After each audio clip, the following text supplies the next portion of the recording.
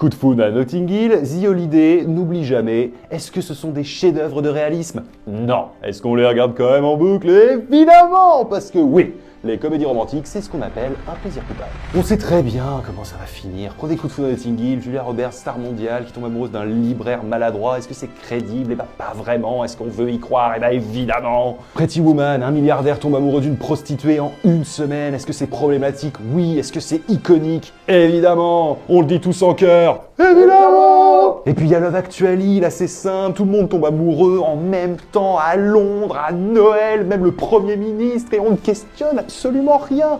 Pourquoi? Parce que les comédies romantiques, c'est du cinéma doudou. Elles nous vendent l'idée que l'amour est partout, dans un ascenseur, dans un faux couple arrangé, dans une arnaque, que l'amour peut être une question d'argent, que détester quelqu'un c'est parfois le début de l'amour, qu'envoyer des mails ça suffit, ou que même après 500 jours de chaos émotionnel, on apprend quand même quelque chose.